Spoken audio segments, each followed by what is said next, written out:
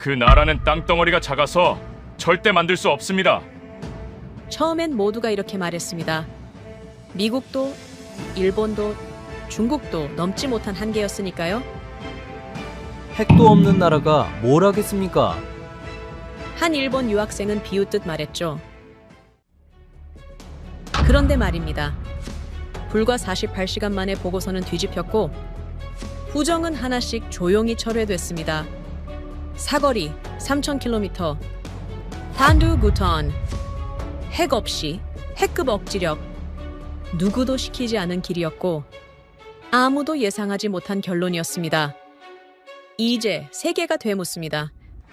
물리 법칙이 증명됐는데도 아직도 이걸 우연이라고 부르시겠습니까? 지금부터 그 놀라운 현장 속으로 들어가 보시죠. 미국에서 날아온 충격적인 이야기. 바로 시작합니다. 그리고 지금 어디에서 시청하고 계신지 댓글로 남겨주세요. 여러분의 이야기도 듣고 싶습니다. 그 전에 잠깐 1초 만에 누를 수 있는 좋아요 버튼을 꾹 눌러주시면 영상 제작에 큰 힘이 됩니다. 그럼 바로 사연 시작하겠습니다. 탄두 중량 9톤.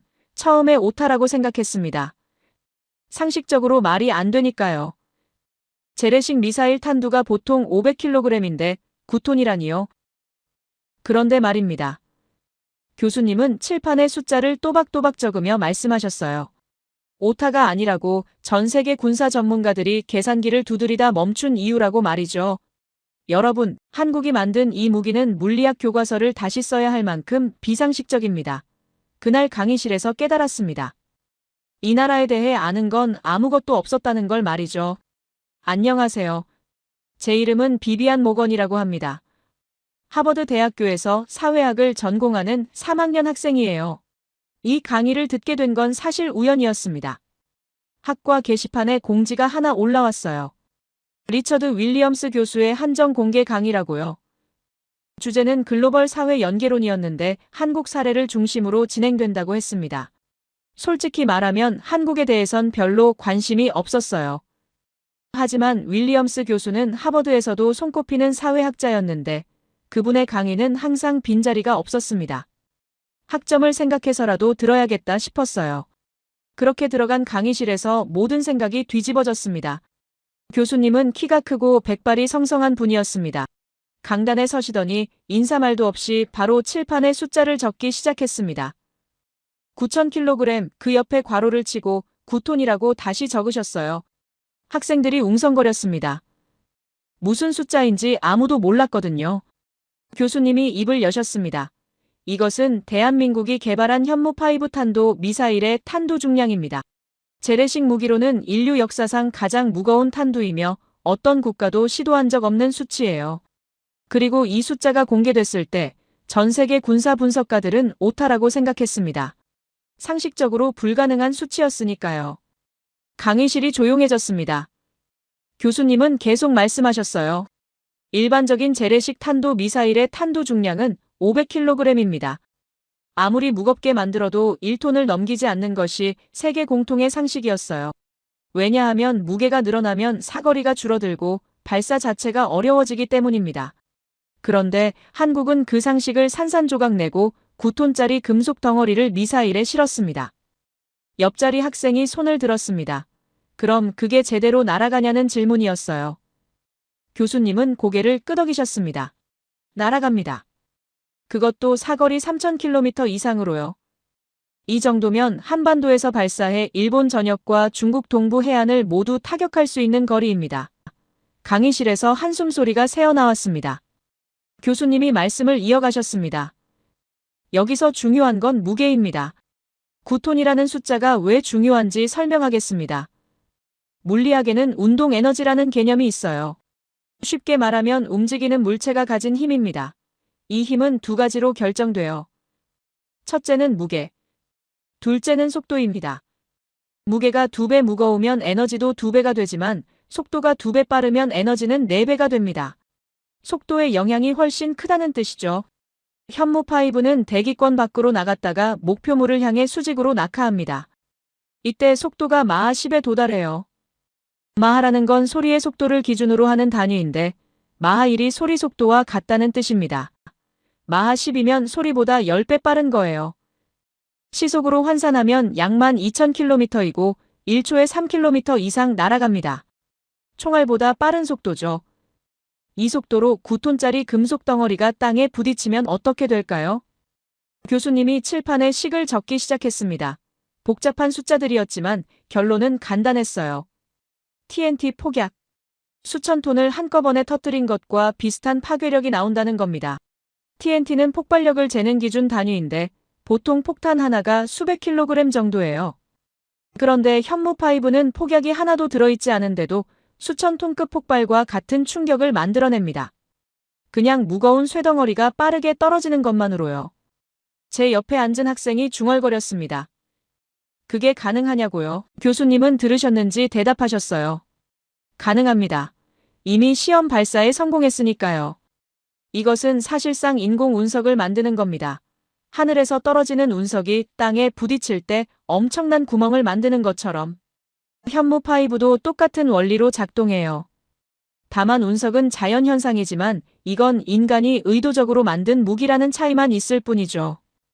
그런데 말입니다. 교수님의 어조가 바뀌었습니다. 이 무기가 정말 무서운 이유는 따로 있습니다. 바로 관통력이에요. 일반 폭탄은 지표면에서 터지기 때문에 깊은 지하 벙커는 파괴하기 어렵습니다. 그래서 미국이나 러시아는 벙커버스터라는 특수 폭탄을 만들었어요. 땅속 깊이 파고 들어가서 터지는 폭탄이죠. 가장 강력한 미국의 벙커버스터가 지하 60m까지 뚫을 수 있다고 알려져 있습니다. 현무5는 지하 100m 이상 뚫고 들어갑니다. 폭발이 아니라 무게와 속도만으로요. 9톤짜리 금속이 초속 3km로 땅에 박히면 강화 콘크리트도 종이처럼 찢어집니다. 지하 깊숙이 숨어있는 지휘 벙커는 폭발로 파괴되는 게 아니라 엄청난 충격파에 의해 구조 자체가 찌그러지면서 무너져요. 강의실이 숨을 죽였습니다. 교수님은 잠시 멈추셨다가 다시 말씀하셨어요. 여기서 한 가지 더 놀라운 사실이 있습니다. 이 무기는 핵무기가 아닙니다. 핵물질이 단 1g도 들어가지 않았어요. 그런데 파괴력만 놓고 보면 소형 전술 핵무기와 맞먹습니다. 차이점이 있다면 핵무기는 방사능 낙진을 남기지만 현무5는 그냥 깨끗하게 구멍만 뚫고 끝난다는 겁니다. 정치적 부담도 없고 국제법 위반도 아니에요. 교수님이 천천히 강의실을 둘러보셨습니다. 여러분, 한국은 핵무기를 보유하지 않았습니다. 국제사회와의 약속을 지키고 있어요. 하지만 핵무기 없이도 적의 지도부를 제거할 수 있는 무기를 만들어낸 겁니다. 이것이 얼마나 놀라운 일인지 아십니까? 그때 교수님이 주머니에서 편지 한 장을 꺼내셨습니다. 제 동생 제임스는 주한 미군 중령으로 복무하고 있습니다. 작년에 그가 보내온 편지인데 여러분과 공유하고 싶어요. 편지 내용은 이랬습니다. 펜타곤에서 한국 무기체계 브리핑을 받았는데 현무5 보고서를 읽다가 멈췄다고 했습니다. 탄두 중량이 9,000kg이라고 적혀 있었대요. 처음엔 0을 하나 잘못 붙인 오타인 줄 알았다고 합니다. 그래서 계산을 다시 해봤대요. 아무리 계산해도 말이 안 된다고요. 이 무게로 어떻게 3,000km를 날아가냐는 거였습니다. 그런데 한국은 해냈어요. 제임스는 편지 끝에 이렇게 적었습니다. 이건 단순한 미사일이 아니고 게임의 룰을 바꾼 것이다. 교수님이 편지를 내려놓으셨습니다. 제임스는 20년 넘게 군사 전문가로 일해온 사람입니다. 그런 사람조차 믿을 수 없다고 말한 무기예요. 세계가 불가능하다고 말한 수치를 한국은 현실로 만들었습니다. 그렇다면 여기서 질문이 생깁니다. 왜 한국은 이토록 무식하게 강력한 무기를 만들었을까요? 효율성을 생각하면 탄두를 가볍게 만들고 사거리를 늘리는 게 합리적입니다. 세계 모든 나라가 그렇게 하고 있어요. 가볍고 빠르고 멀리 날아가는 미사일을 만드는 게 상식이죠. 그런데 한국은 정반대로 갔습니다. 탄두를 극단적으로 무겁게 만들었어요. 세계 어느 나라도 시도하지 않은 방식이죠. 순간 떠올랐습니다. 이건 무력과시가 아닐까? 그냥 강한 무기를 만들어서 자랑하고 싶었던 거 아닐까? 하지만 교수님의 다음 말씀이 그 생각을 지워버렸습니다. 답을 찾으려면 40년 전으로 거슬러 올라가야 합니다. 1979년 한국에게 굴욕의 문서가 전달된 해죠. 한미 미사일 지침이라는 이름의 족쇄였습니다. 사거리 180km로 제한, 중량 500kg 이하로 제한. 주권 국가가 자신의 손발을 묶어서 남에게 넘긴 외교적 비극이었어요.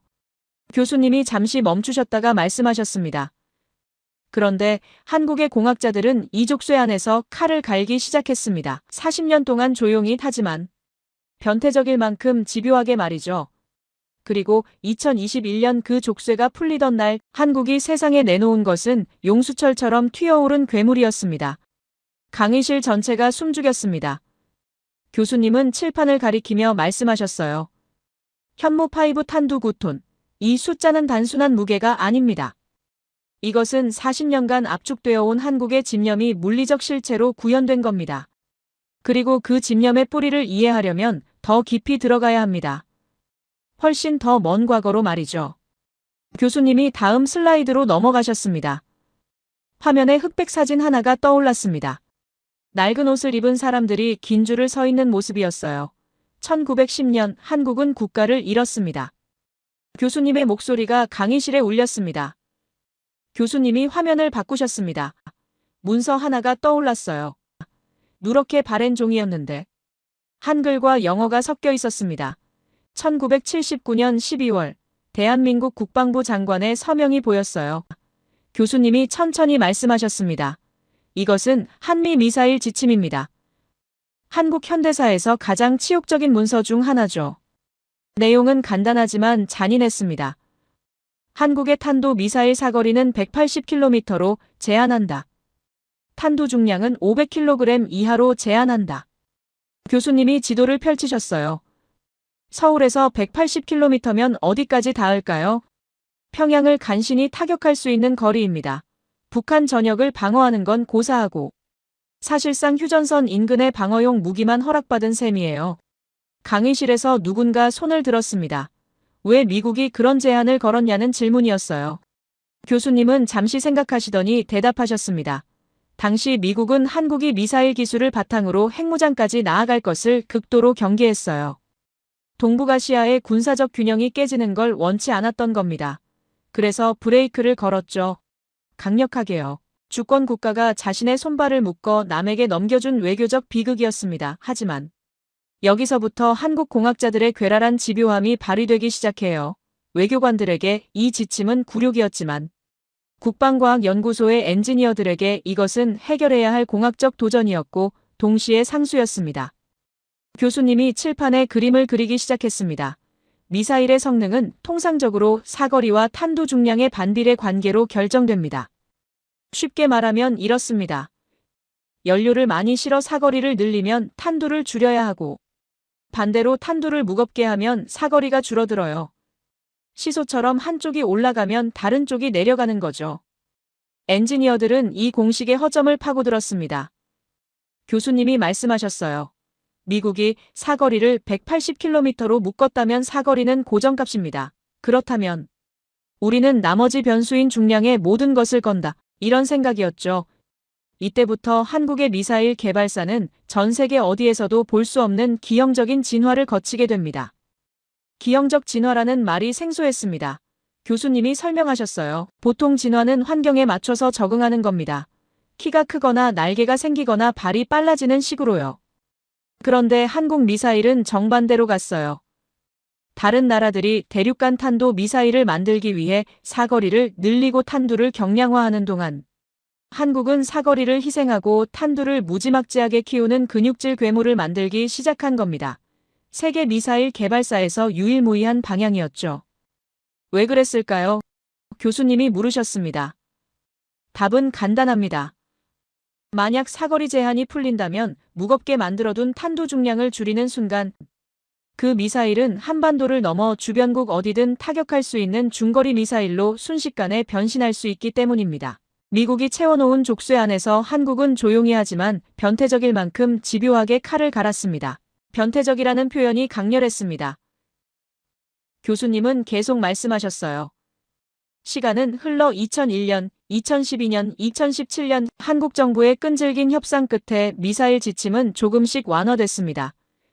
사거리는 300km, 800km로 늘어났고 마침내 탄도 중량 제한은 완전히 해제됐어요. 그리고 2021년 5월 한미 미사일 지침이 역사 속으로 완전히 사라지던 그날 40년간 압축되어 왔던 한국의 미사일 기술은 용수철처럼 튀어올랐습니다.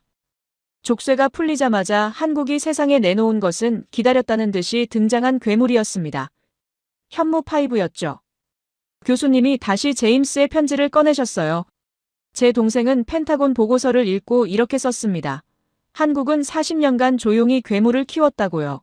그리고 그 괴물은 이제 기존의 무기체계 분류법으로는 설명조차 불가능한 영역에 도달했다고 말이죠. 그렇다면 이 괴물은 도대체 어떤 기술로 만들어졌을까요? 교수님이 새로운 그림을 그리기 시작했습니다. 여기서 등장하는 것이 바로 콜드런치 기술입니다. 낯선 단어였어요. 교수님이 설명하셨습니다. 일반적인 지대지. 미사일은 발사대 위에서 엔진을 점화해 날아가는 한런치 방식을 사용합니다. 핫이라는 건 뜨겁다는 뜻이에요. 엔진을 켜면 뜨거운 불길이 나오니까요. 하지만 현무5는 이 방식을 사용할 수 없습니다. 교수님이 계속 말씀하셨어요. 30톤이 넘는 미사일 본체와 9톤짜리 탄두를 중력의 반대 방향으로 들어 올리기 위해 필요한 추력이 너무나 막대하기 때문입니다. 만약 발사대 위에서 엔진을 켜버리면 뿜어져 나오는 수천 도의 고열과 후폭풍이 이동식 발사 차량의 타이어를 녹이고 차체를 찢어버리게 돼요. 일발 미사일을 쏘기 위해 수십억 원짜리 발사 차량을 같이 태워먹는 건 공학적으로 말이 안 되는 설계죠.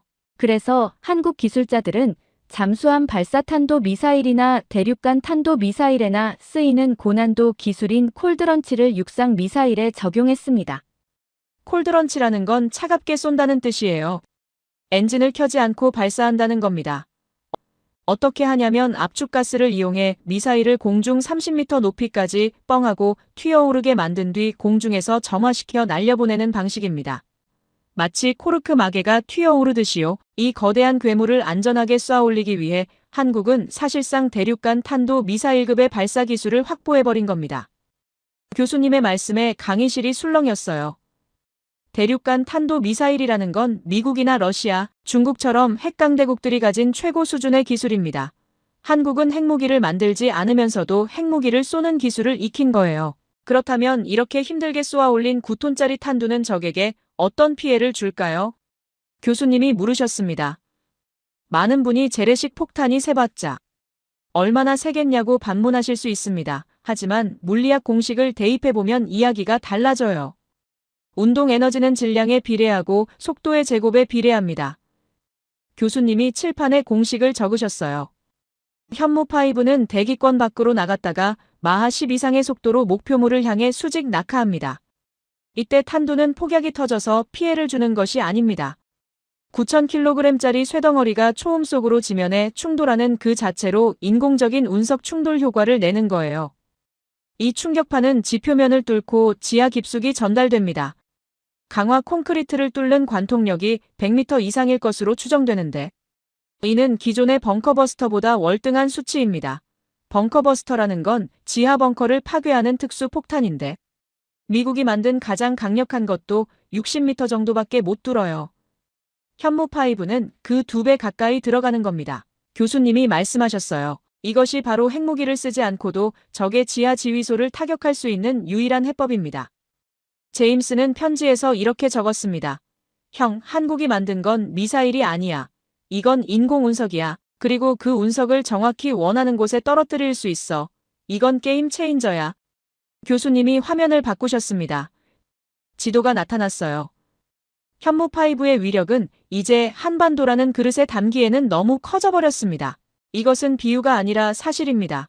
현재 한국군의 미사일 시험장인 충남 안흥 시험장은 서해안에 위치해 있어요. 사거리가 짧은 미사일은 상관없지만 현무5처럼 사거리가 3,000km에서 5,000km로 추정되는 준중거리급 미사일을 제대로 테스트할 공간이 없습니다. 정상 각도로 쏘면 중국이나 일본 영공을 침범하기 때문이에요. 그래서 지금까지는 발사 각도를 높여 하늘 높이 쏘는 고각 발사만 해왔습니다. 하지만 최근 국방연구소가 미사일 시험을 위해 미국이나 호주의 사격장을 빌리는 방안을 검토하고 있다는 소식이 전해졌어요. 교수님이 말씀하셨습니다. 이것이 시사하는 바가 큽니다. 9천 한국이 만든 재래식 미사일이 너무 강력해서 자국 영토 내에서는 도저히 성능 실험을 할 수 없는 지경에 이르렀다는 것을 공식적으로 인정한 셈이기 때문입니다. 강의실이 조용해졌습니다. 교수님이 정리하기 시작했어요. 미국은 지난 40년간 한국이 핵무기를 갖지 못하도록 철저하게 감시하고 통제했습니다. 하지만 결과는 아이러니하게도 핵보다 더 정밀하고 핵용의 정치적 부담은 없으면서 파괴력은 전술핵에 버금가는 괴물의 탄생으로 이어졌어요. 한국의 공학자들은 사거리를 막으면 중량을 늘렸고 연료를 막으면 엔진 효율을 높였습니다. 하지 말라고 할수록 한국은 제한 조건의 극한값을 찾아내 물리적 한계를 돌파했죠. 교수님이 학생들을 둘러보셨습니다. 그렇다면 질문이 생깁니다. 왜 한국만 이렇게 변태적일 만큼 집요했을까요? 다른 나라들도 비슷한 제약을 받았습니다. 하지만 한국처럼 극단적으로 대응한 나라는 없었어요. 무엇이 한국을 이토록 집요하게 만들었을까요? 교수님이 잠시 멈추셨다가 말씀하셨습니다. 답은 기술에 있지 않습니다. 답은 70년 전에 있어요. 국가가 없던 시절로 거슬러 올라가야 합니다. 1910년 한국은 나라를 잃었습니다. 그리고 그때부터 시작된 선택의 방식이 100년이 지난 지금도 작동하고 있는 겁니다. 교수님이 화면을 바꾸셨습니다. 흑백 사진 한 장이 나타났어요. 낡은 옷을 입은 사람들이 긴 줄을 서 있는 모습이었습니다. 1910년 한국은 국가를 잃었습니다. 교수님의 목소리가 강의실에 울렸어요.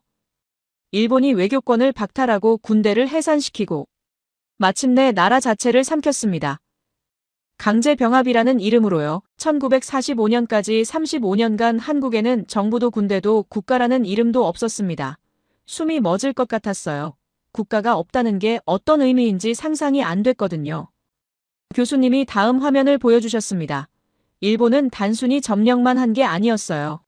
화면에 끔찍한 장면들이 나타났습니다. 한국어 사용을 금지했어요. 학교에서 한국어를 쓰면 벌을 받았고 이름을 일본식으로 바꾸도록 강요했습니다. 김영수라는 이름이 가네다 에이스케로 바뀌는 시기였어요. 토지를 빼앗고 곡식을 수탈했습니다. 농민들이 농사지어 수확한 쌀을 거의 다 일본으로 가져갔어요. 독립운동가를 체포해 고문했고 가족까지 연좌제로 처벌했습니다. 한 사람이 독립운동을 하면 부모 형제까지 잡아가는 거였죠. 강의실이 무거워졌습니다. 교수님이 계속 말씀하셨어요. 독립운동 때는 평화 시위를 총칼로 진압했습니다. 1919년 3월 1일 만세 운동 당시 일본 경찰과 군인은 비무장 시민들에게 총을 쐈어요. 교회에 사람들을 몰아놓고 불을 질렀습니다. 제암리 학살 사건이라고 부르는데 마을 사람들을 교회에 가두고 밖에서 문을 잠근 뒤 불을 질러 산채로 태워 죽인 겁니다. 여성들을 강제로 끌고 갔습니다. 전쟁터로 보내져 위안부라는 이름으로 고통받았어요. 민족 자체를 지우려 했습니다. 학생들이 일제히 일본인 학생 쪽을 쳐다봤습니다. 앞줄에 앉아있던 일본계 학생이 고개를 깊이 숙였어요. 교수님이 잠시 멈추셨다가 말씀하셨습니다. 역사는 현재를 사는 사람의 책임이 아닙니다. 하지만 기억해야 할 사실입니다. 그런데 이상한 일이 벌어졌습니다. 교수님의 어조가 바뀌었어요. 국가가 없는데 독립운동이 조직적으로 움직였어요. 자금이 모였고 정보가 전달됐으며 무장투쟁이 준비됐습니다. 어떻게 가능했을까요? 강의실이 조용해졌습니다. 교수님이 답하셨죠. 독립운동에 기본적으로 필요한 것은 자금이었습니다. 화면이 바뀌었어요. 하와이 사탕수수 농장, 멕시코 용설란 농장, 시베리아 벌목장, 만주 광산, 해외로 나간 한국인 노동자들은 번 돈을 그냥 쓰지 않았습니다. 매달 일정 금액을 떼어냈어요. 생활비를 최소로 줄이고 자기 몫을 축소했습니다. 어디로 보냈을까요? 교수님이 천천히 답하셨어요. 독립운동 자금으로 보냈습니다. 임시정부 운영비, 무장투쟁준비금, 선전활동비, 비밀 연락망 유지비로 사용됐어요. 화면에 숫자가 나타났습니다. 생활비를 줄이고 또 줄여서 독립운동 자금 명목으로 고국에 보냈죠. 놀라웠습니다. 교수님이 말씀하셨어요. 이건 기부가 아니었습니다. 가게 예산에서 먼저 떼는 규칙처럼 작동했어요. 감정이 아니라 운영 방식이었습니다. 왜 그렇게까지 했을까요? 이해가 안 됐습니다. 교수님은 계속 말씀하셨어요. 더 놀라운 건 국내였습니다. 대한애국부인회라는 조직이 만들어졌어요. 여기서 부인회라는 건 결혼한 여성들의 모임을 뜻합니다. 쉽게 말하면 주부들이 만든 단체죠. 여성들이 중심이 됐어요. 화면에 여성들의 사진이 나타났습니다. 겉으로는 살림 모임이었어요. 음식 만드는 법이나 자녀 교육 같은 걸 이야기하는 것처럼 보였죠. 하지만 실제로는 정보 전달, 자금 모금, 물자 조달을 담당하는 지하 조직이었습니다. 회비를 걷고 물자를 은닉하고 연락을 중개했어요. 독립운동가들이 숨어 지낼 집을 마련하고 음식을 날랐으며 일본 경찰에 동선 정보를 전달했습니다. 국가가 없던 시대에 가정이 국가의 기능을 대신했습니다. 교수님의 말씀에 가슴이 먹먹해졌어요. 이건 단순한 저항이 아니었습니다. 교수님의 목소리가 낮아졌습니다. 그리고 전 재산 헌납이 시작됐습니다.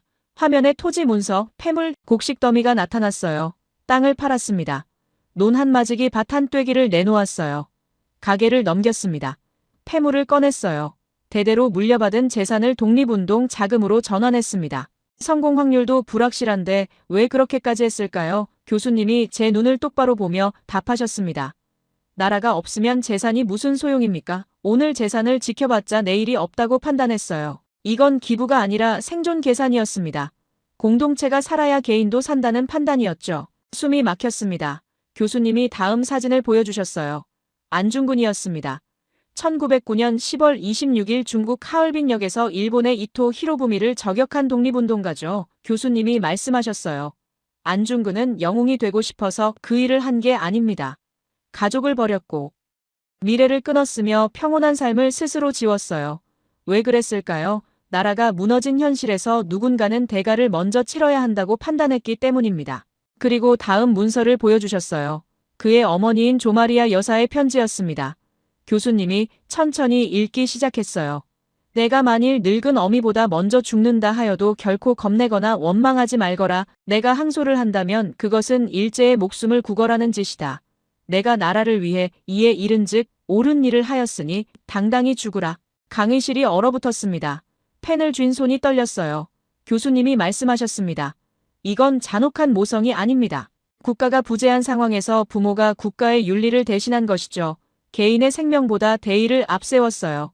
흔들리지 말라고 못 박았습니다. 슬픔이 아니라 흔들림 차단이었죠. 충격받았습니다. 미국에서는 상상조차 할 수 없는 정서였으니까요.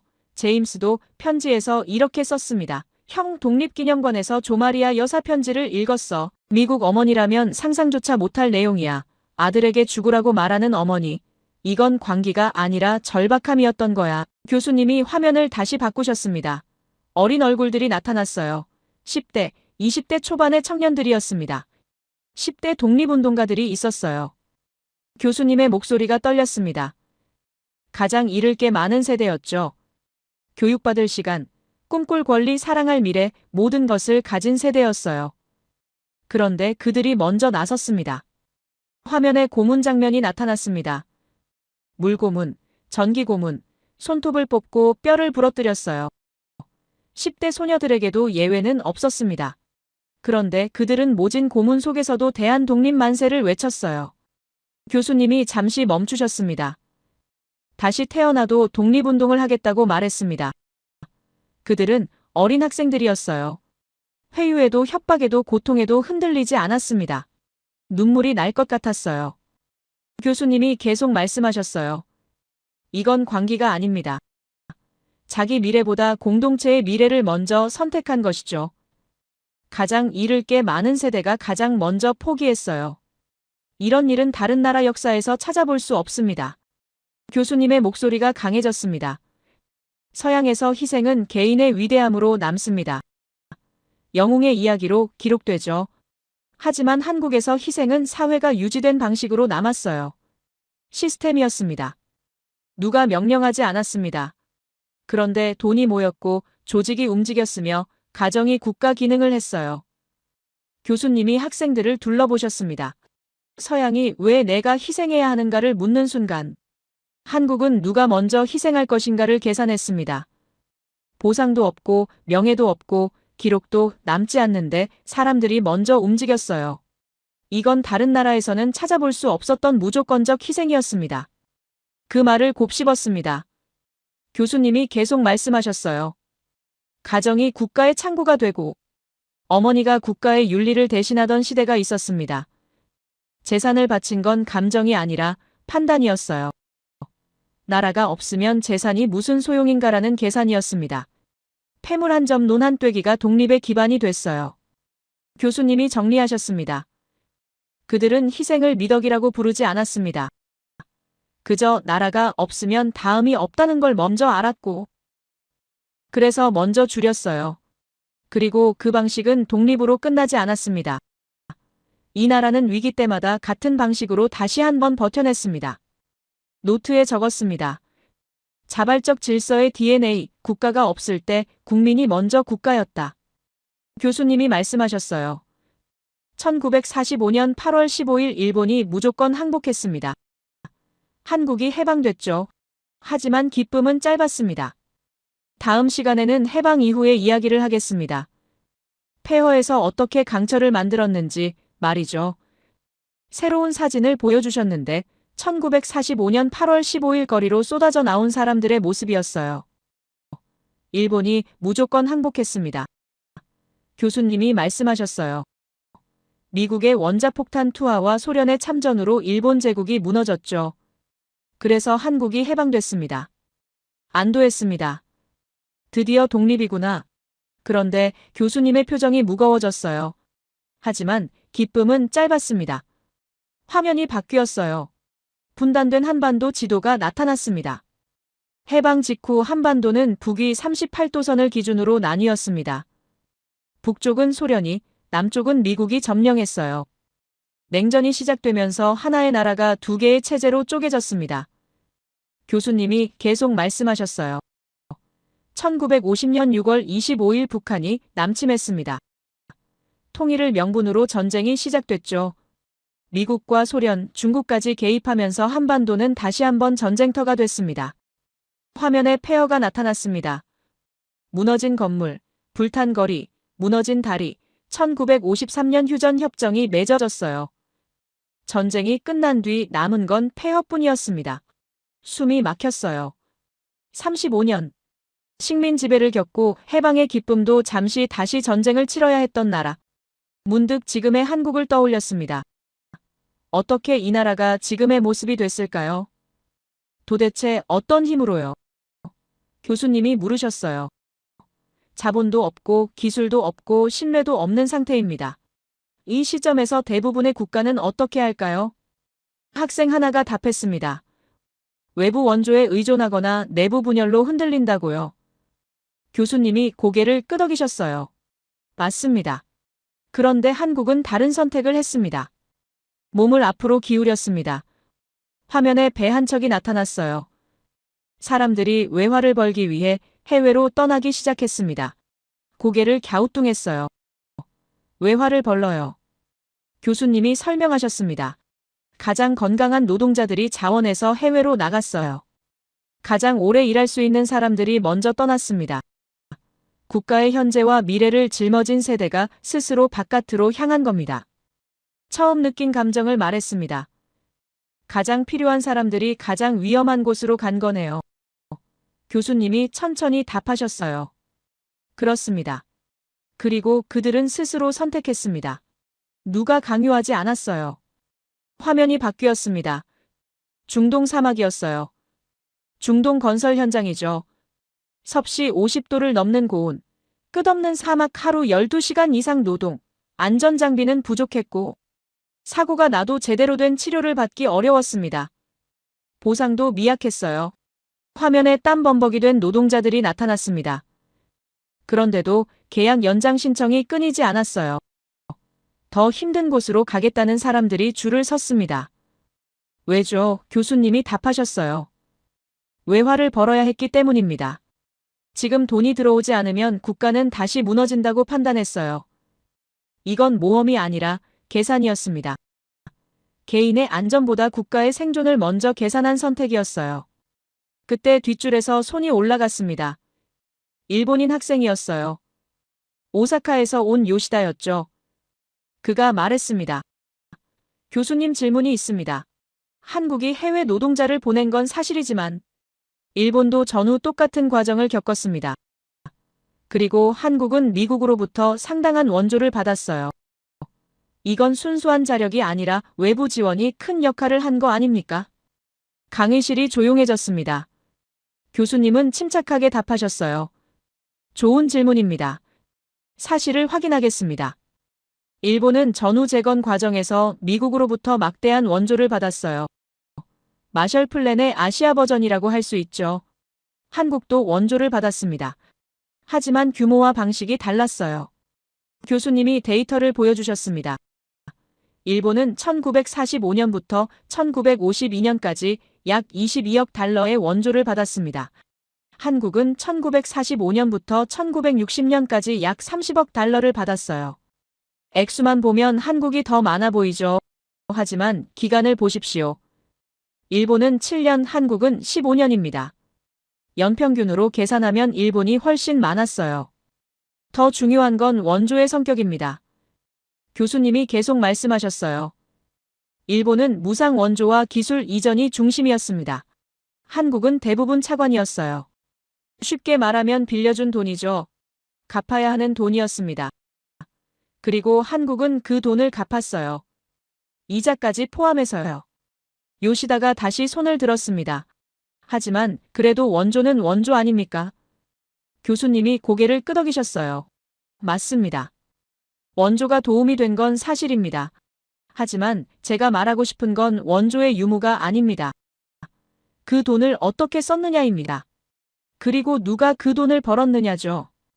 교수님이 말씀을 이어가셨습니다. 그리고 이들이 번 돈은 자기 주머니에 들어가지 않았습니다. 화면에 송금 영수증들이 나타났어요. 거의 전액을 한국으로 보냈습니다. 생활비를 최소로 줄이고 남은 돈을 통째로 송금했어요. 자기 몫은 나중으로 미뤘습니다. 교수님이 계속 말씀하셨어요. 이런 선택은 다른 나라에서는 찾기 어렵습니다. 전쟁으로 모든 게 무너진 나라에서 가장 필요한 사람들이 가장 먼저 떠나고 번 돈을 자기가 쓰지 않는 일 말입니다. 화면이 다시 바뀌었습니다. 독일 광산과 병원이었어요. 독일로 간 광부와 간호사들입니다. 교수님이 말씀을 이었어요. 언어도 모르고 문화도 모르는 타지였습니다. 광부들은 깊은 땅속에서 일했고 간호사들은 낯선 병동에서 차별을 견뎌야 했어요. 고립과 외로움, 육체적 고통이 일상이었습니다. 그들은 월급을 모두 한국으로 송금했습니다. 자기 몫은 다음 달로 미뤘어요. 이건 가난의 문제가 아니었습니다. 순서의 문제였어요. 나라가 먼저 나는 나중이라는 순서였습니다. 펜을 쥔 손이 떨렸어요. 절대 다시는 일어설 수 없을 것 같았던 나라가 어떻게 일어섰을까요? 도대체 무슨 힘으로요? 교수님이 계속 말씀하셨어요. 그들이 보낸 돈은 단순한 송금이 아니었습니다. 화면에 공장, 도로, 발전소, 학교가 나타났어요. 공장이 세워졌습니다. 도로가 놓였어요. 발전소가 돌아갔습니다. 학교가 문을 열었어요. 그들은 돈만 보낸 게 아니었습니다. 국가의 기반을 통째로 옮겨 심고 있었던 겁니다. 개인의 희생이 국가의 자본으로 전환되는 과정이었어요. 이런 일은 다른 나라에서는 찾아볼 수 없습니다. 제임스가 편지에서 이렇게 썼습니다. 형, 평택기지 근처에서 오래 산 한국인 할아버지를 만났어. 그분이 1970년대 중동에 다녀왔대. 3년 동안 번 돈을 거의 다 집으로 보냈다고 하더라. 미국 이민자들과는 완전히 달라. 미국 이민자들은 미국에 정착하려고 돈을 모으잖아. 그런데 한국 사람들은 돌아갈 나라를 만들려고 돈을 보낸 거야. 화면이 국내로 바뀌었습니다. 공장, 현장, 작업장, 국내 산업화 현장입니다. 하루 12시간 이상 노동, 안전보다 생산이 우선 부상과 질병을 감내하는 노동자들, 교수님이 말씀하셨어요. 불만은 있었습니다. 힘들다는 것도 알고 있었어요. 그런데 이탈은 적었습니다. 파업보다 버팀이 먼저였어요. 왜 그랬을까요? 교수님이 답하셨습니다. 한국의 아버지들은 힘들다고 말하지 않는 방식으로 국가를 만들었습니다. 침묵이 저항이 아니라 건설이었던 시대였어요. 개인의 고통보다 국가의 성장을 먼저 생각한 세대였습니다. 화면에 가족 사진들이 나타났습니다.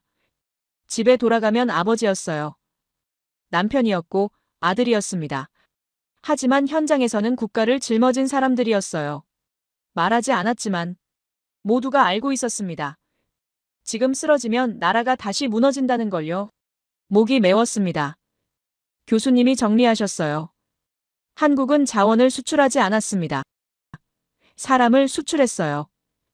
가장 필요한 사람들이 스스로 먼저 떠났습니다. 그들은 외화를 벌었고 그 돈을 자기가 쓰지 않았어요. 거의 전액을 한국으로 보냈습니다. 돌아올 돈을 기다리며 돌아올 나라를 만들고 있었던 겁니다. 교수님이 계속 말씀하셨어요. 국가가 먼저 보호한 게 아니라 국민이 먼저 떠받쳤습니다. 한국의 산업화는 기술 이전이 아니라 희생 이전이었어요. 아버지들은 말하지 않았고 국가는 그 침묵 위에 세워졌습니다.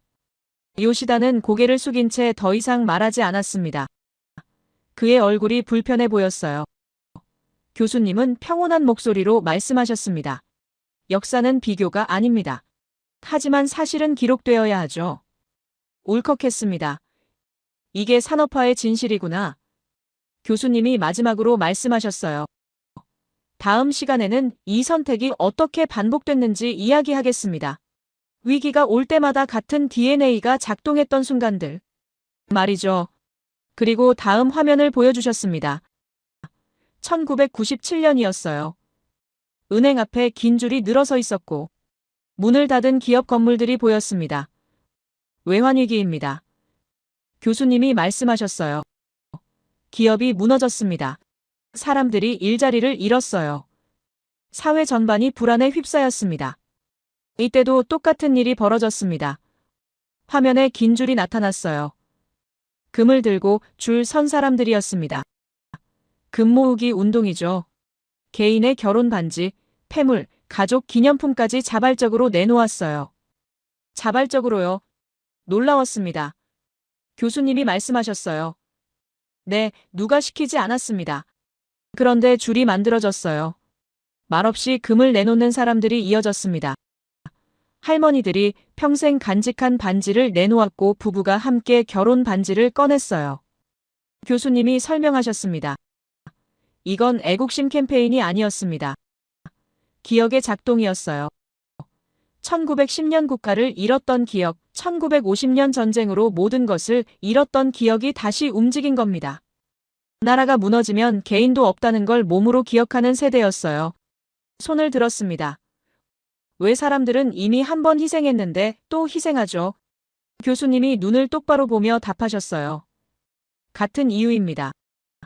누군가는 먼저 감당해야 다음 세대가 선택할 수 있으니까요. 한 번의 희생으로 끝나지 않습니다. 위기 때마다 같은 선택을 반복했을 뿐이죠. 교수님이 잠시 멈추셨다가 말씀하셨습니다. 그런데 여기서 본질을 생각해야 합니다. 국가 문제 이전에 인간은 혼자 살 수 없어요. 사람이 집을 짓고 살려면 먼저 땅이 있어야 하고 그 땅이 안정되려면 공동체가 지켜져야 합니다. 공동체가 무너지면 땅도 집도 의미가 없어요. 이건 어느 나라든 마찬가지죠. 하지만 한국이 대단한 이유는 따로 있습니다. 교수님이 칠판에 적기 시작했어요. 나라가 망하면 안 된다. 기술이 무너지면 안 된다. 꾸준히 성장해야 한다. 오늘날 한국뿐만 아니라 전 세계 대부분의 사람이 이런 생각을 갖고 있습니다. 하지만 이 생각의 뿌리가 어디서 시작됐는지 아십니까? 강의실이 조용해졌습니다. 교수님이 답하셨어요. 바로 한국입니다.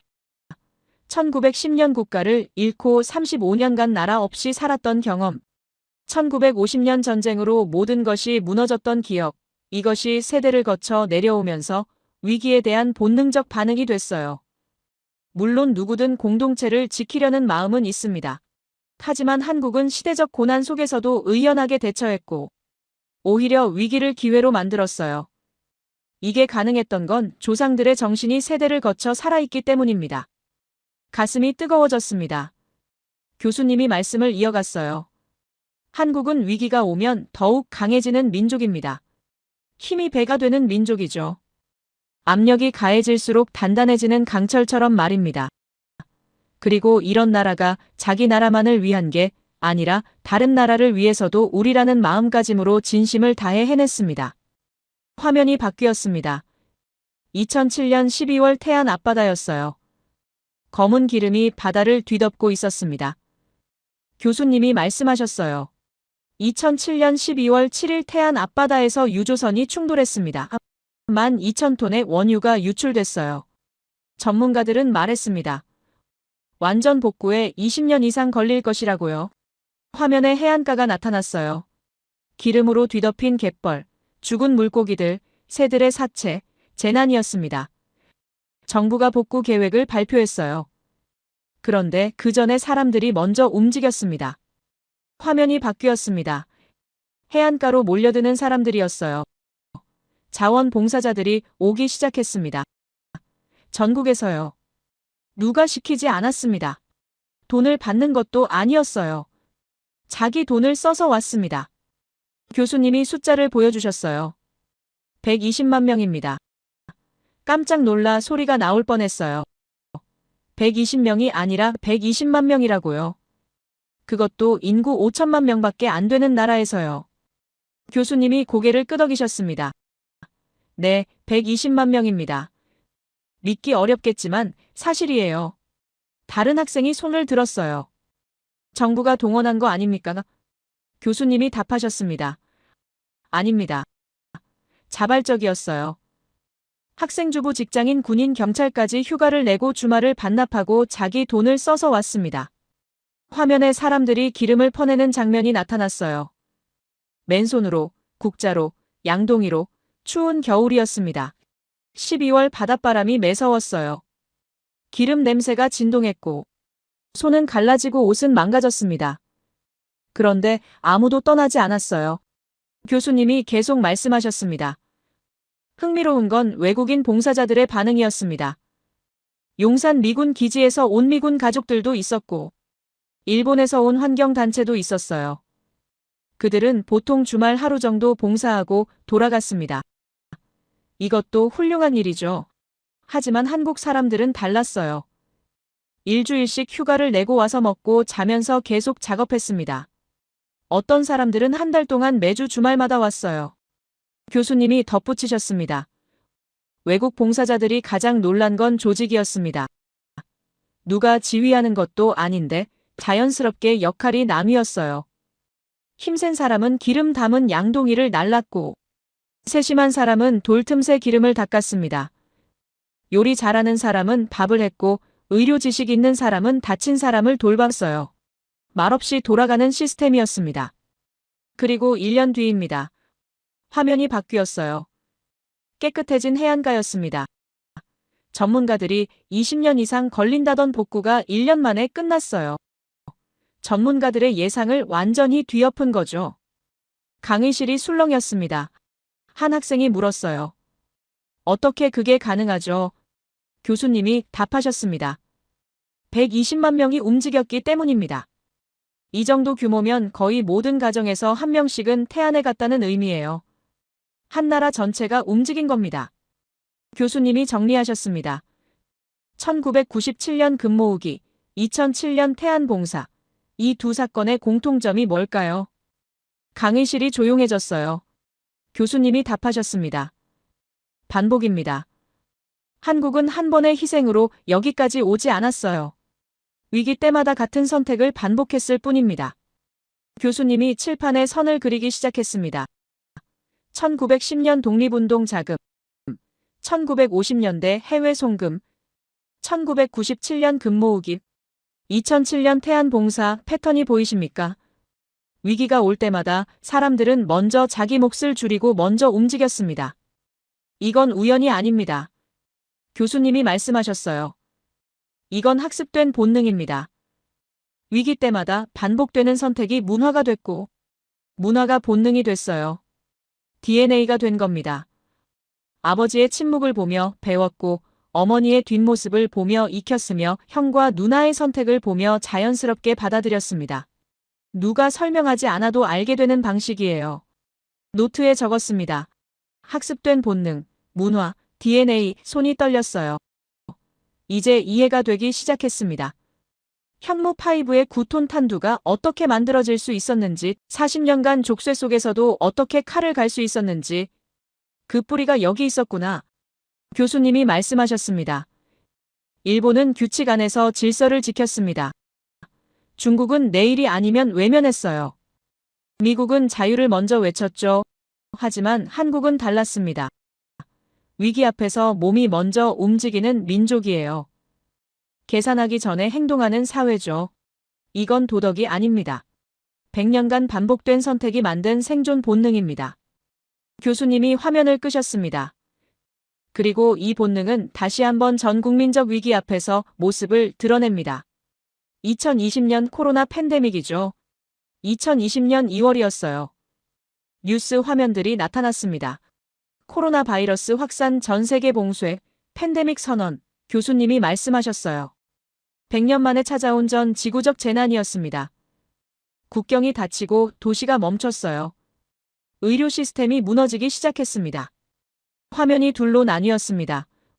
왼쪽은 미국, 오른쪽은 한국이었어요. 교수님이 천천히 말씀하셨습니다. 같은 위기 앞에서 두 나라가 보여준 반응은 완전히 달랐습니다. 왼쪽 화면에 미국 마트가 나타났습니다. 텅 빈 선반, 사람들이 물건을 쟁탈하는 모습, 휴지를 놓고 싸우는 장면까지 보였어요.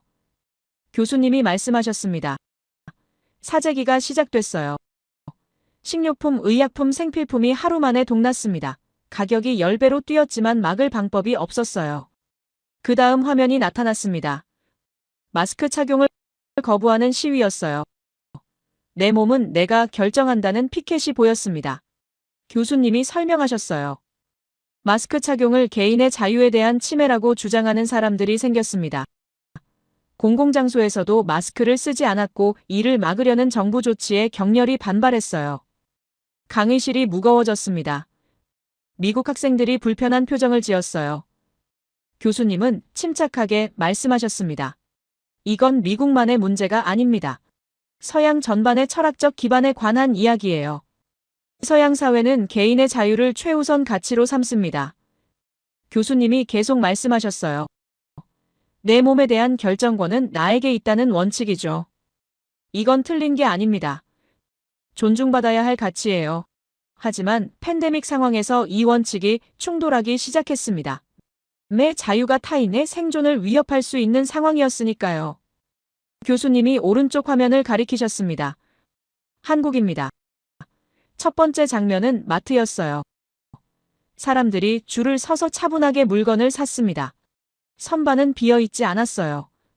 사재기가 없었습니다. 믿기지 않았습니다. 교수님이 설명하셨어요. 물론 처음엔 마스크 대란이 있었습니다. 하지만 정부가 배급제를 시행하자 사람들은 순서를 기다렸어요. 본인 차례가 아니면 그냥 돌아갔습니다. 암시장 가격이 10배로 뛰었지만 대부분은 정가에 살 때까지 기다렸어요. 다음 장면이 나타났습니다. 거리에 사람이 없었어요.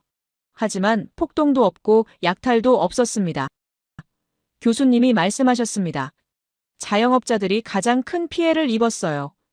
식당, 카페, 학원, 헬스장이 문을 닫았습니다. 소득이 완전히 끊긴 거죠. 미국이었다면 거리로 쏟아져 나와 시위했을 겁니다. 하지만 한국에서는 조용했어요. 왜요? 학생 하나가 물었습니다. 교수님이 답하셨어요. 순서 때문입니다. 지금 내가 항의하면 의료진이 흔들리고 방역 체계가 무너진다고 판단했어요.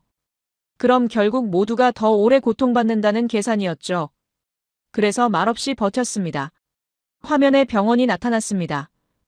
방호복을 입은 의료진이 보였어요. 교수님이 말씀하셨습니다. 의료진은 하루 16시간 이상 일했어요. 감염 위험 속에서 환자를 돌봤습니다. 언론이 영웅이라고 치켜세웠지만 정작 본인들은 다르게 말했어요. 화면에 인터뷰가 나타났습니다. 의사와 간호사들이었어요. 교수님이 설명하셨습니다. 그들은 자신을 영웅이라 부르지 말아 달라고 했어요.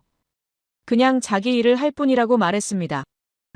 누가 먼저 해야 할 일이고 지금은 자기 차례라고 생각했던 거죠. 교수님이 잠시 멈추셨다가 말씀하셨습니다. 여기서 핵심을 이야기하겠습니다. 서양은 이렇게 묻습니다. 왜 내가 희생해야 하는가? 한국은 이렇게 묻습니다. 지금은 누가 먼저 감당해야 하는가? 질문이 방향이 다른 겁니다. 이게 무슨 의미냐면요. 교수님이 설명하기 시작했어요. 서양은 자유와 생존 사이에서 선택을 강요받는다고 느낍니다. 둘 중 하나를 포기해야 한다는 거죠. 그래서 갈등이 생겨요. 하지만 한국은 다르게 접근합니다. 자유를 포기하는 게 아니라 자유의 순서를 조정하는 거예요. 순서를 조정한다. 고개를 갸우뚱했습니다. 교수님이 쉽게 풀어주셨어요. 예를 들어볼까요? 집에 불이 났습니다. 가족이 모두 안에 있어요.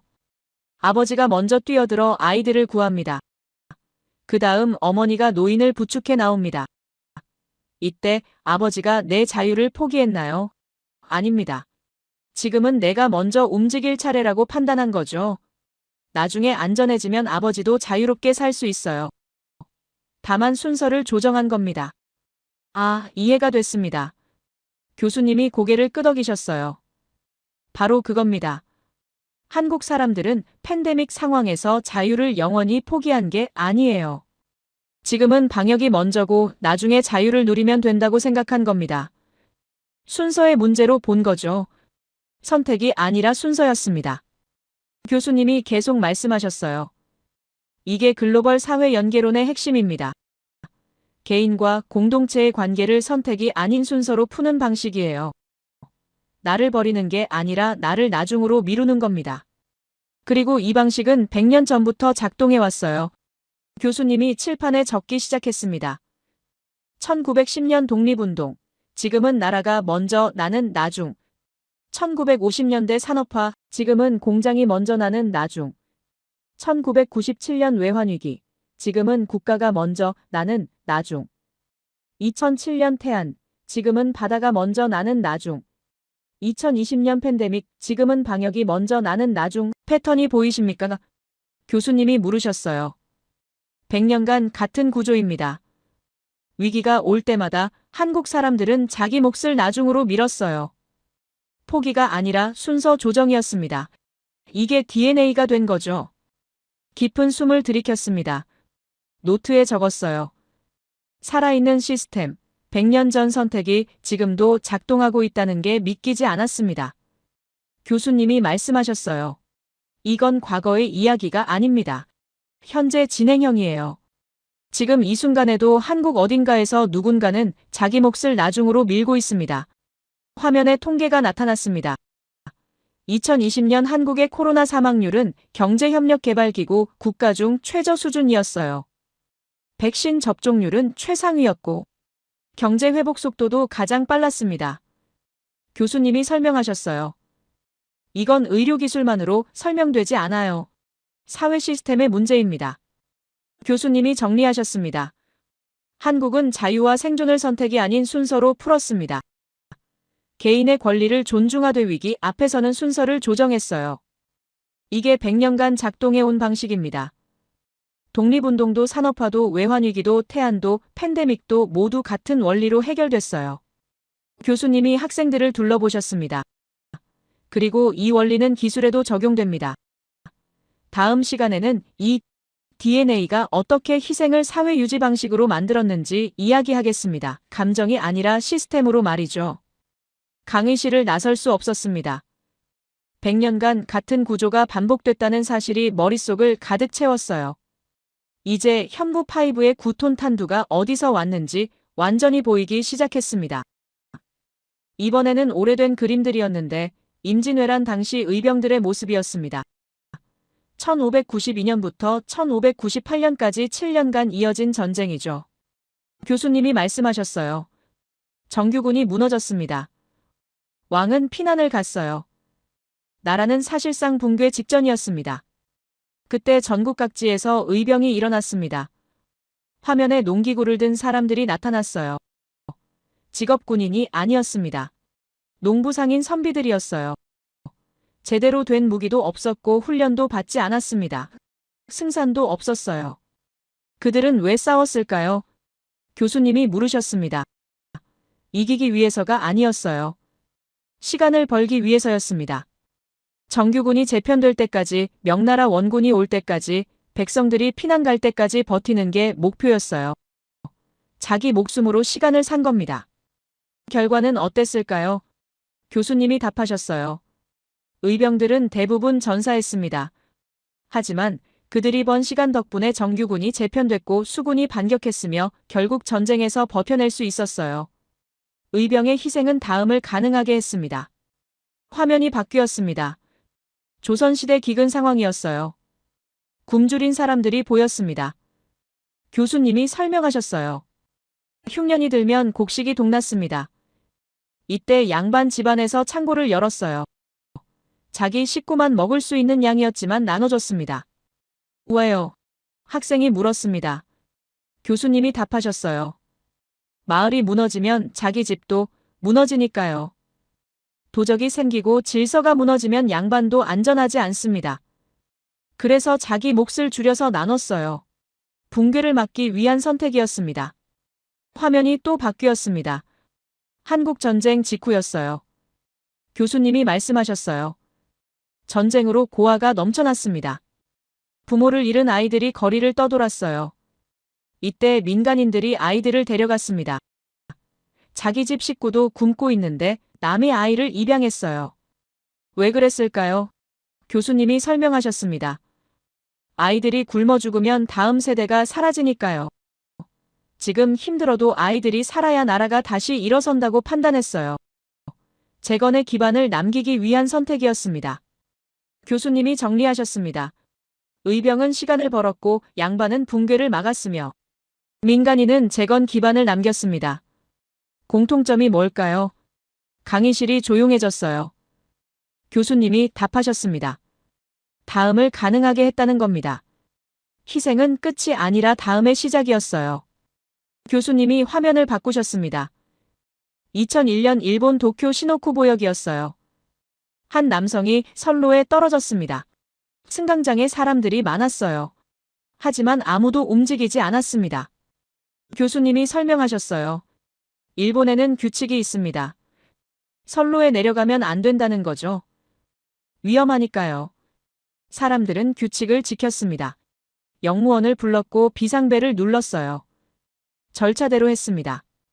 그때 한국 유학생 이수연이 뛰어내렸습니다. 일본인 사진작가도 따라 내려갔어요. 둘 다 선로에 떨어진 사람을 구하려다 전철에 치여 사망했습니다. 선로에 떨어진 사람도 결국 사망했어요. 강의실이 숨을 죽였습니다. 교수님이 천천히 말씀하셨어요. 일본인들은 규칙을 지켰습니다. 틀린 행동이 아니에요. 합리적 판단이었죠. 하지만 그 순간 한국인은 달랐습니다. 규칙보다 사람을 먼저 봤어요. 손해를 감수하고 먼저 움직였습니다. 화면이 바뀌었습니다. 중국의 어느 거리였어요. 차에 치인 아이가 쓰러져 있었습니다. 사람들이 지나갔지만 아무도 돕지 않았어요. 교수님이 설명하셨습니다. 중국에는 문제가 있어요. 남을 도왔다가 오히려 가해자로 몰리는 경우가 많습니다. 그래서 외면하는 게 안전한 선택이 됐어요. 교수님이 정리하셨습니다. 일본은 규칙에 묶여 멈췄고 중국은 책임 회피로 외면했습니다. 하지만 한국은 손해를 감수하고 먼저 움직였어요. 같은 동아시아인데 완전히 다른 민족입니다. 왜 한국만 그랬을까요? 교수님이 물으셨어요. 답은 가족 안에 있습니다. 화면에 가족 사진들이 나타났어요. 1960년대, 1970년대 한국 가정의 모습이었습니다. 교수님이 말씀하셨어요. 한국의 아버지들은 힘들다고 말하지 않았습니다. 공장에서 다쳐도 참았고 월급이 적어도 불평하지 않았어요. 왜 그랬을까요? 가정이 흔들리면 안 되니까요. 아버지의 침묵은 가정을 안정시키는 장치였습니다. 쉽게 말하면 아버지가 흔들리지 않아야 집안 전체가 무너지지 않는다는 거죠. 화면에 어머니들이 나타났습니다. 교수님이 계속 말씀하셨어요.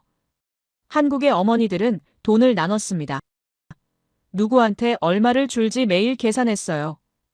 아버지 용돈, 자식 학비, 집안 생활비, 친척 경조사비, 저축까지 모두 어머니가 관리했습니다. 어머니는 사실상 재무장관이었고 위기 관리자였어요. 집안 경제가 무너지지 않게 돈을 배분하고 미래를 준비한 거죠. 그 다음 화면이 나타났습니다. 형과 누나가 공장에서 일하는 모습이었어요. 교수님이 설명하셨습니다. 마지들은 중학교나 고등학교를 졸업하고 공장에 갔습니다. 번 돈으로 동생을 대학에 보냈어요. 자기는 배우지 못했지만 동생은 배우게 했습니다. 이게 무슨 의미냐면요. 교수님이 쉽게 풀어주셨어요. 가난한 집안에서 대학 나온 사람이 생기면 그 집안 전체가 올라갑니다. 가난에서 벗어나는 거죠. 이걸 계층 이동이라고 하는데, 쉽게 말하면 가난한 계층에서 중산층으로 올라가는 겁니다. 형과 누나의 희생이 가족 전체를 끌어올리는 엔진이 된 거예요. 엔진이라는 건 자동차를 움직이게 하는 힘이잖아요. 마찬가지로 형 누나의 희생이 가족을 가난에서 벗어나게 하는 힘이 됐다는 겁니다. 교수님이 계속 말씀하셨어요. 이건 세대 간 계약이었습니다. 부모는 지금을 포기하고 자식은 다음에 책임지는 거죠. 아버지는 힘들어도 참았고, 어머니는 돈을 나눴으며 형과 누나는 동생을 공부시켰습니다.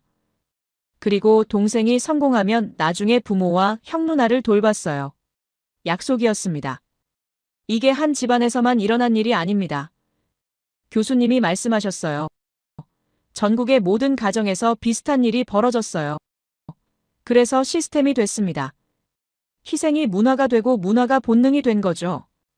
교수님이 학생들을 천천히 둘러보셨습니다. 여러분, 희생은 영웅을 만들기 위한 게 아니었습니다. 사회를 유지하는 방식이었어요. 의병은 시간을 벌어 정규군을 재편하게 했고, 양반은 곡식을 나누어 마을 붕괴를 막았으며 민간인은 고아를 키워 재건 기반을 남겼습니다. 아버지는 침묵으로 가정을 안정시켰고 어머니는 배분으로 경제를 관리했으며 형과 누나는 양보로 동생을 끌어올렸어요. 한국의 희생은 붕괴를 막고 다음을 남기는 전략이었습니다. 교수님의 목소리가 떨렸어요. 이분들은 영웅이 되려고 한 게 아닙니다. 그냥 어른이었을 뿐이에요. 지금 내가 버티면 다음 세대가 선택할 수 있다는 걸 알았던 사람들이었습니다. 눈물이 났습니다. 주체할 수 없었어요. 옆에 앉은 학생들도 눈을 닫고 있었습니다. 교수님도 잠시 말을 멈추셨어요. 강의실 전체가 숙연해졌습니다. 교수님이 다시 입을 여셨습니다. 그리고 이 방식은 지금도 작동하고 있습니다. 9톤짜리 탄두를 만든 공학자들, 40년간 족쇄 속에서 칼을 간 사람들, 그들도 똑같은 DNA를 가진 사람들이에요. 지금 내가 버티면 다음 세대가 안전하다는 걸 아는 사람들이었습니다. 다음 시간에는 모든 걸 정리하겠습니다. 교수님이 말씀하셨어요. 눈물로 만든 강철이 어떻게 세상에서 가장 무서운 무기가 됐는지 말이죠.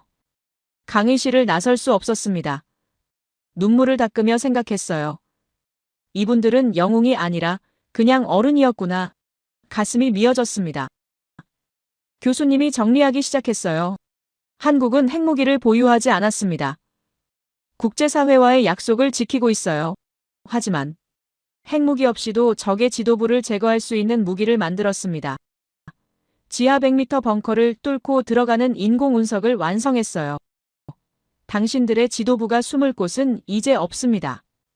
교수님의 목소리가 높아졌습니다. 이 나라는 세계가 설계한 틀을 부쉈습니다. 핵무기 없이는 불가능하다던 억지력을 재래식 무기로 만들어냈어요. 40년 족쇄가 오히려 기회가 됐고, 제약이 오히려 돌파구가 됐습니다.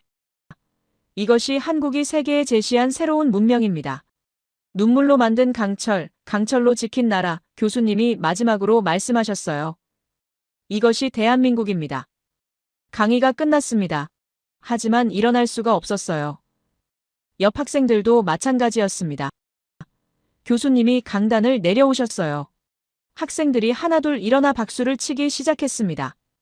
며칠이 지났습니다. 도서관에 앉아 노트를 펼쳤어요. 지난 강의 내용이 빼곡히 적혀 있었습니다.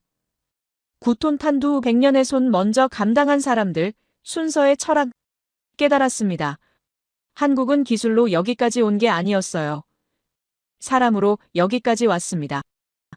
1910년 나라를 잃었던 기억이 2021년 9톤 탄두를 만들었고, 1950년 폐허의 침묵이 세계 최강의 미사일이 됐어요. 희생이 기술이 되고 DNA가 시스템이 된 나라. 이제 바랍니다. 한국을 향해서는 이 정신을 잊지 말아달라고 바라요. 위기 앞에서 먼저 감당하던 그 순서를 기억해 달라고 말하고 싶습니다. 세계를 향해서는 한국의 방식을 주목해달라고 말하고 싶어요. 개인과 공동체를 선택이 아닌 순서로 푸는 방식. 자유를 포기하는 게 아니라 순서를 조정하는 철학. 이것이 100년간 작동해온 시스템이라는 걸 이해해 주길 바랍니다. 희생이 감정이 아니라 생존 전략이었다는 걸 배웠으면 합니다. 제 이야기를 끝까지 들어주셔서 감사합니다. 모두 안녕히 계세요. 오늘의 사연 어떻게 들으셨나요? 누군가의 특별한 영웅담이라기보다는 오히려 아주 오래된 선택들이 차곡차곡 쌓여 여기까지 온 이야기처럼 느껴지지 않으셨나요? 처음엔 다들 고개를 저었고 말이 안 된다고 했고 우연이거나 과장일 거라고 넘겨짚었지만 이야기를 따라가다 보니 이상하게도 한 가지 공통된 흐름이 보였을 겁니다. 언제나 누군가는 먼저 감당했고 먼저 줄였고 먼저 버텼다는 점 말이죠. 이건 어느 날 갑자기 생겨난 용기나 한 번의 결단으로 설명될 수 있는 이야기는 아닌 것 같습니다. 눈에 띄지 않는 선택들, 말없이 이어진 순서들, 그리고 지금은 내가 나중으로 가도 된다는 판단들이 반복되면서 하나의 방식이 만들어진 건 아닐까요? 그래서 이 이야기가 무섭게 느껴지기도 하고 동시에 묘하게 현실적으로 다가오기도 합니다. 대단해서라기보다 너무 익숙해서 말이죠. 우리 주변에서도 비슷한 장면을 본 적이 있었던 것 같고 어쩌면 우리 자신도 그런 선택을 해온 건 아닐까 하는 생각도 들고요. 앞으로도 이런 방식이 계속 이어질지는 아무도 모릅니다. 세상은 변하고 조건도 달라지고 선택의 기준 역시 달라질 수 있으니까요. 다만 한 가지는 분명해 보입니다. 지금의 결과는 우연 하나로 설명하기엔 너무 많은 시간이, 너무 많은 사람들이 지나왔다는 점입니다. 이 이야기를 듣고 나서 어떤 생각이 드셨는지, 자랑스러움이었는지, 부담이었는지, 아니면 그냥 조용한 여운이었는지 여러분의 생각을 아래 댓글에 남겨주세요. 그리고 감동적인 사연을 주변 사람들과 공유하고 함께 이야기 나눠보세요. 마지막으로 1초밖에 걸리지 않는 구독과 좋아요, 알림 설정은 영상 제작에 큰 힘이 됩니다. 지금까지 감동을 담아 여러분께 진심을 전하는 감동담기였습니다. 오늘 하루도 행복한 하루 보내세요.